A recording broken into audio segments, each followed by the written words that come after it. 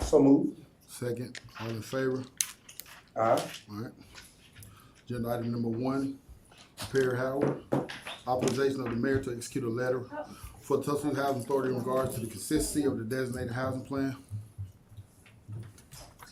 Yes, sir.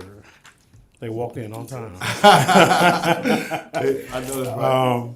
Again, as you said, this is authorization for the mayor to execute a letter for the Tuscaloosa Housing Authority regarding their designated housing plan. What they're requesting is to HUD, the HUD field office, they are requesting a 2-year extension on their designated housing plan.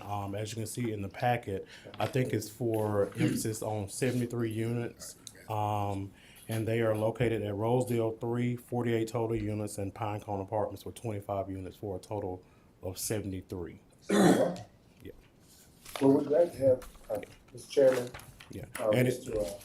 Dino Ford here from yeah, Housing. and it is consistent with our city's consolidated plan. Okay. Yeah. Y'all want to say something, Dino? No, Shaka? No, I think Mr. LaPierre Yeah, he got covered it. pretty much everything. It's already in progress. We already have them currently, and we're just requesting an extension. So moved. Second. All in favor? Aye. All right. Motion passes. Heather Hill. Agenda item number 2, resolution of authorizing the Office of Community and Neighborhood Services to make budget and program changes to the local amendment 2016 action plan. This would allow us to amend that program year 2016 for the home program. That is taking $12,355.53 out of entitlement funds and reallocating it to Habitat for Humanity. It was originally with the Housing Authority and tenant-based rental assistance. Sure. They've completed that project and are moving on to more housing construction. Those funds have an expenditure deadline in September, so we'd like to go ahead and move those funds to Habitat. Okay, no problem. Any questions? So moved. Second. All in favor? Aye. All right. Heather, look like motion passed. Heather, you got the show. Okay. This next item would be to add that $12,355.53 to the 2022 home contract with Habitat for Humanity for the development of affordable housing. Okay. That would take that contract up to $284,072.15. Okay. Have a motion. So moved. Second. All in favor? Aye. Motion passes. Agenda item number 4. Back on. Okay. The final item is to amend our 2020 action plan. Our Chodo operating funds, which go to Habitat, it was overfunded. We need to reduce it down to 5%. So that would move $5.10 out of Chodo operating into the whole $5.10. Y'all can't find something to do with $5? But they're going to get it back on the affordable housing Oh, side. okay. Wow. Y'all don't play. Find that money and put it back. Okay. Hear a motion. Yes, sir. So moved, Mr. Chair. Second. All in favor? Aye. My motion passed. Thanks, Heather. All right. Good afternoon, everyone. Good afternoon.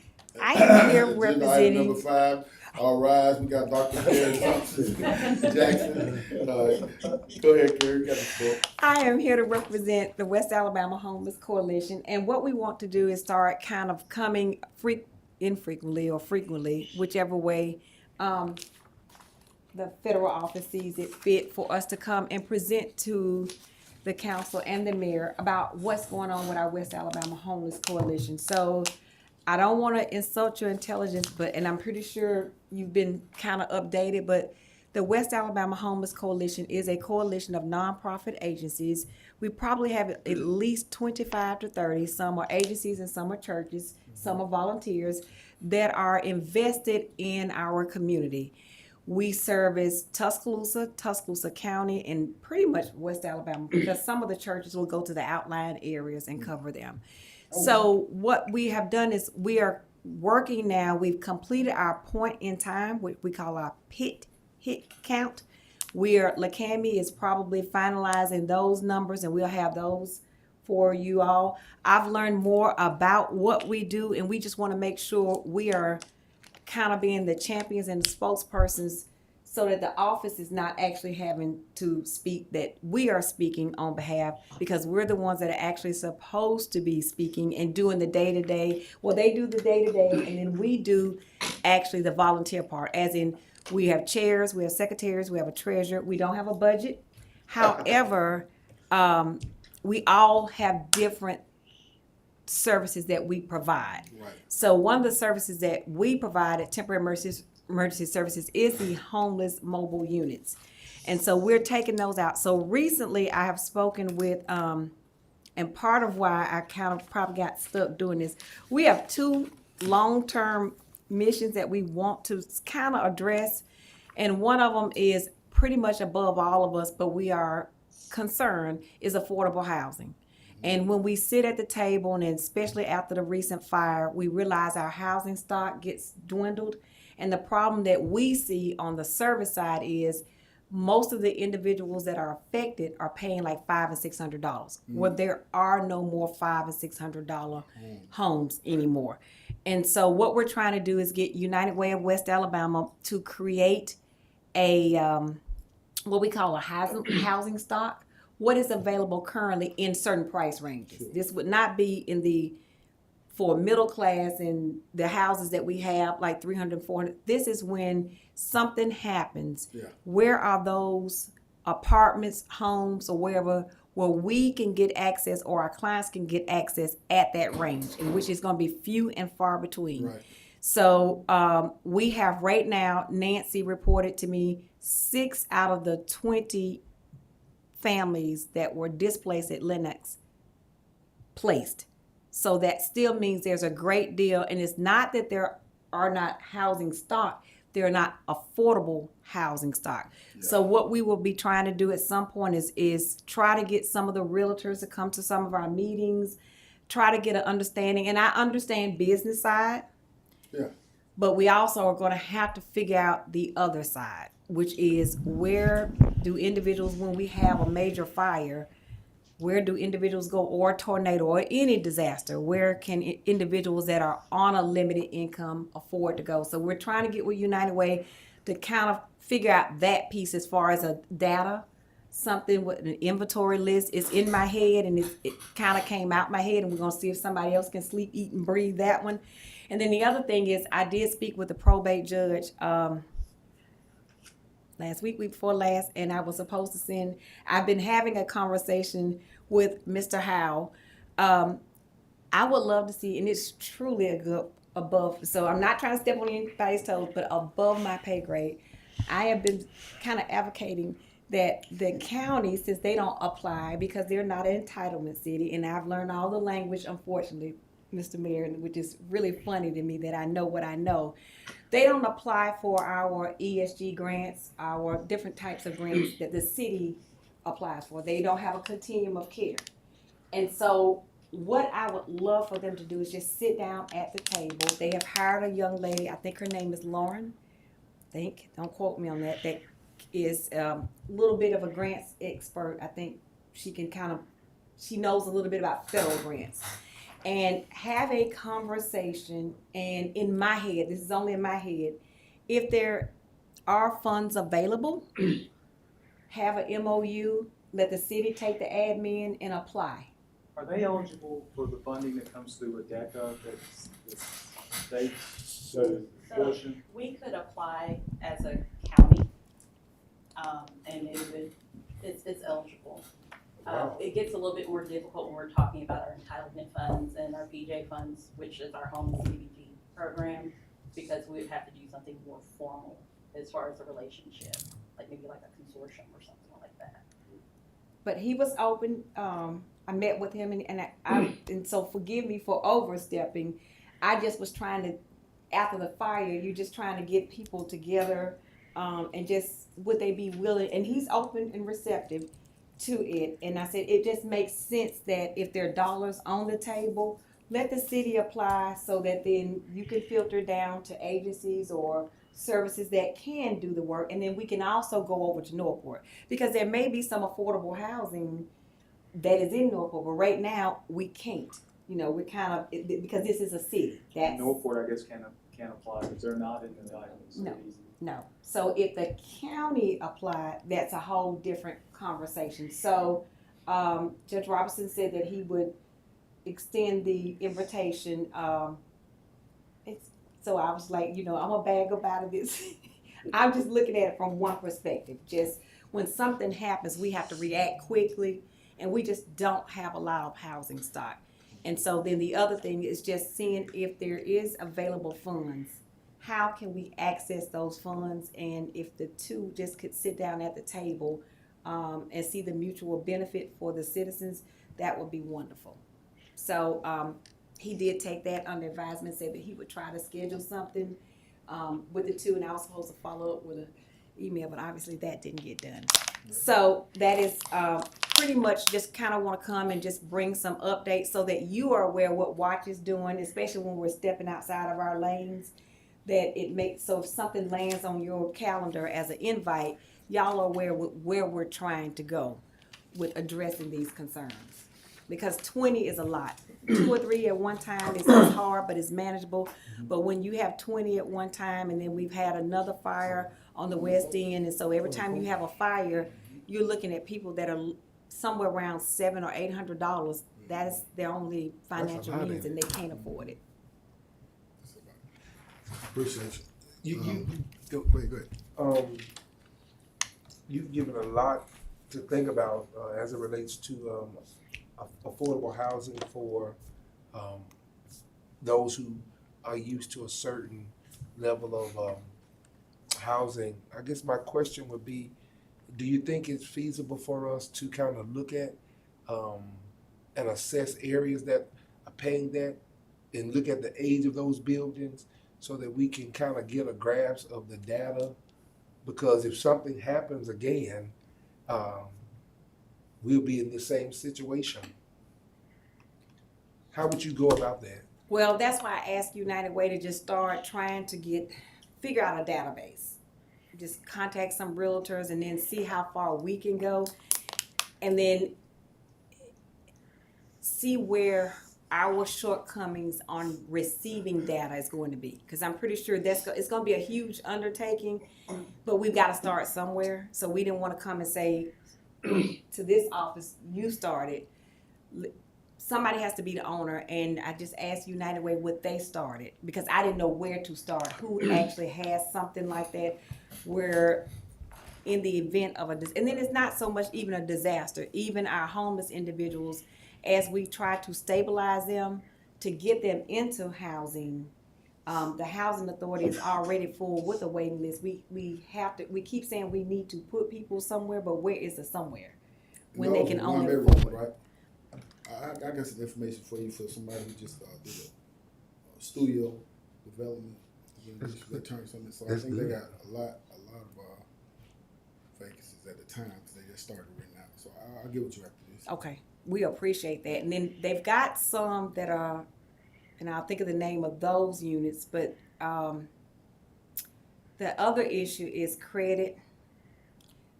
It's having 3 times the income, the standard business practices to get into a unit sometimes is a little hard. Yeah. And so having a relationship maybe with the business owner or the realtor to say, we're working with this client.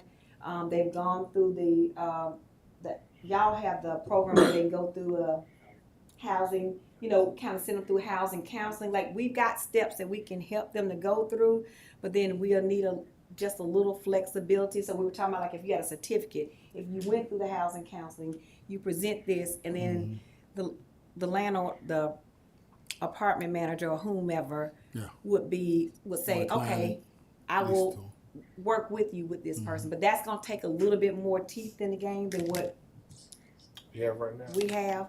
So we're going to start small. And we didn't want to come say, you do this. I was trying to figure out what can we do. And then when the snags hit, because I think it's going to be a bigger project than what we think. Just trying to figure out, there are some units that I'm concerned that if they catch fire, yes, in the middle of the night, what are we going to do? That's right. We're going to Red Cross can put them up for a couple days, then they go to the Salvation Army. Then the burden becomes, and it's not a burden, it becomes our responsibility as citizens to do what we can to assist. Sure. Mr. Can I make a comment? Sure. I met last week with some developers, and for some reason, they are not interested in doing any more units for low and moderate income families.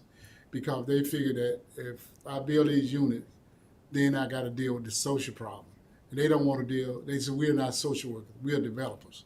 And right now, the interest is not low and moderate income apartments. Wow. I mean, it just that is, you know, you got that idea out there that if I rent to low and moderate income family, I'm gonna be dealing with a lot of problems. And they say right now they don't want to do it, and plus they don't want to build any for low and moderate income families. So that's when we got a problem here. Folks that we issue vouchers to, they are bringing them back because they cannot find affordable place. Now, One Mission, those families that got burned out, One Mission sent out a memo to all of us saying, do you know of any way you can find a unit at $700? And you can't find no unit, not in Tuscaloosa, for $700. Now, 9 of those families were Section 8 families. So we can assist those families because they got vouchers. But the rest of those families, they have problems. Hard. So, I was say, and I look at pretty much somebody eventually is going to financially offer on Greensboro Avenue those apartments. On 10th Avenue, is it 10th? Coming on Greensboro, right down from the school board. Central, okay. From Okay. school Oh, board. yeah, okay. Eventually, those are affordable housing, but eventually they're in a zone that is quite lucrative. So eventually, when we lose that set, that's probably looks like when I'm looking almost 30 units. Mm-hmm. I have no idea where those individuals will go. So to me, we need to just kind of prepare because it's coming. so using as a pivot, those 24 families that you have now, I don't know how long they will be in, I don't know where they are, I don't know how long they'll be there. But if there's a place right now, and you two are the guru, Mr. Ford, you've been there, what's the likelihood that they will find stationary housing in the next 90 to 180 days? Let me, have you know the Master's Inn? They renovated the Master Inn, and he has 150 units, and he only has 30 occupants. So he got some units, but the price is based on a scale. He got 100 and some units. He only got 30 rented, but he's particular about who he want to move into. We had a meeting with him, District 2. Out of all those districts you set up, ain't not one still working. That's District 2. And we meet at the Chamber of Commerce. And we had one of the developers to come in. He does construction. He remodeled all these new apartment units. And the folks that he's remodeling for, he actually told us, we don't want no low and moderate income families. That's what he told us. And my understanding is those units, Masters Inn, might be sold. Well, It's about to be excuse sold. me, Forester Gardens is my district. I've tried to work with some of the people. And there's some apartments there, recently at least, that were vacant, but I wouldn't have thought they would have been that expensive. I don't know, though. You would know probably, I'm thinking. Are they too expensive? For the single room, yes. Yes. I wouldn't send nobody for And then Well, I understand that, but it might be living on the street, you know. and that's the problem that we're facing. You've got that coupled with, even though we have the Hope Crisis Center, you've got individuals that have mental health challenges. Yeah. And they have to have somewhere to go to. So we're starting to see more individuals that are just walking. So at least in my mind, if we could access, if there's opportunities, some of the additional funding from the county, and if there are locations, outside, right on the rims of the city limits that are affordable and individuals can apply there, that would be one in my mind. That's just a thought that I'm thinking and it's an easy win to me. But What you're saying is spot on. One of the reasons why the city was so adamant, really beginning in about 2017, of opposing the mega student apartments, because it was gonna create the situation that we now find ourselves in. And which, by the way, you see very few of those applications, which Yeah. is another, sign that has now since passed, but we're still living with the shadows of its effect.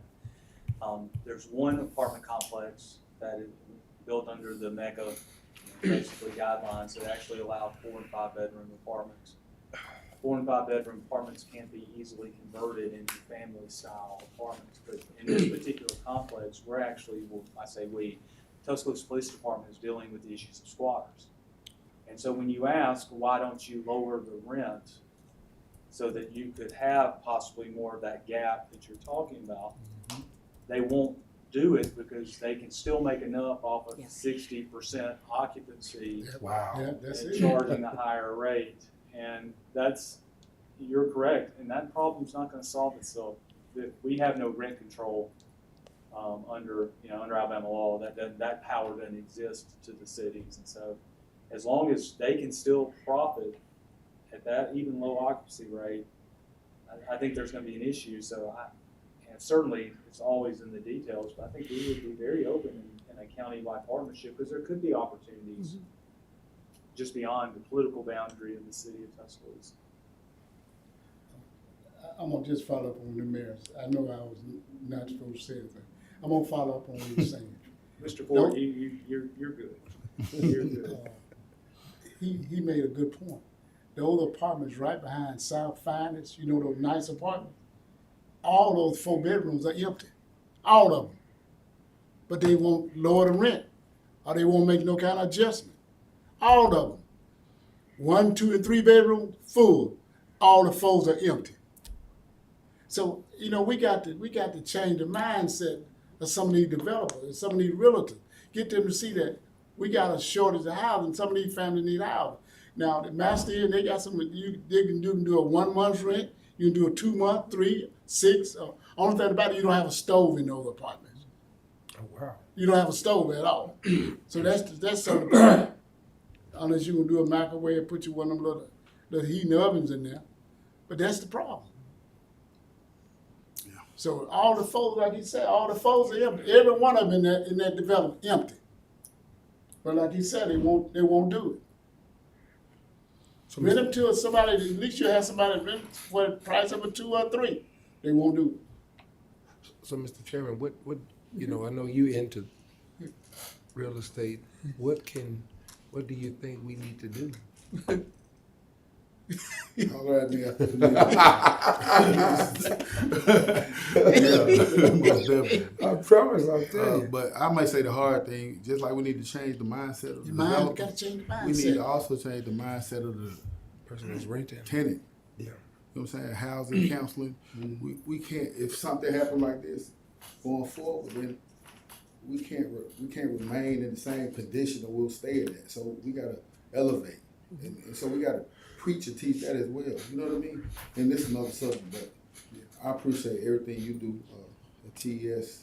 You on every scene, and definitely CNS. I can't leave them out. That's my squad. we want to make sure too that we put on the table, when we're looking at the boundaries, that we want to be able to have the negotiable power, or whatever the correct word is, to cross the lines over to Northport. Right now, these are city funds, this ESG grant, and so if we could just, because if an apartment or housing stock is available, right now, we are limited. And I know I'm asking you to pass along secondhand information. Did Judge Robertson indicate they would help us with monitoring compliance? Because I assume that's the biggest. Yeah, and when we talked about the ESG, I specifically kept it on a small scope relating to these types of funds, not anything, bigger, and I thought this was manageable, and he was good with that. Cause he said, I think that was small. He could actually, you could bite off of it and chew it and swallow it, but I was not looking at anything, larger, just something very manageable. And these are the grants that come out of ADECA on the smaller end, not anything huge, cause we only get about So we get about 200,000. We apply strictly in the city limits. Naturally, if you go into the county, you have a bigger population, so you can ask for more funds. It still would be under the guise of our continuum of care, because the continuum of care does serve the city and county. So under that umbrella, we would be able to apply. It's just a matter of establishing a relationship with the county. So that's just our future ask. But one thing, look into Indian Rivers, you know, you folks on the board, they have a apartment complex, which is really nice in 5 Points. Yeah. That, if you deal with that and sign on with them, you can actually live there. It's a really nice complex, so the ones who are dealing with mental issues, then we make it probably redirect them that way. That's some help. But thank That you. is our update, and we will have the point in time count pretty soon. And we'll be able to talk more intelligently Sure. about the numbers that we have. So, and then the last thing is, of course, I wanna just publicly thank LaPerry and Heather, the Cammy, Margaret, Katara, and it's probably about 12 more than Margaret, for the work that they're doing. You see the fruits of their labor on a large, but we see it on a smaller. We see it individually, how they actually are responsive to our questions, how they're actually concerned and they care about what we are all doing to help the citizens at the end of the day. So we appreciate our city being vested. It's not, you know, I can't speak for every city and I don't want to assume, but we did have a problem at one time with a city bringing their individuals across the line and dropping them here in our community for us to take care of. Right. And I think by just having a relationship, we've been able to go and sort of put a stop to that. And that's a win for us and Sure. our citizens, because we're here to take care of ours, and everybody needs to hold their own. Right, I agree. Thank you. Thank you. Thank you so Jackson. much. Any more questions or comments? No, sir, Mr. Chair. If not, can we have a motion to dismiss? So moved. Second, all in favor?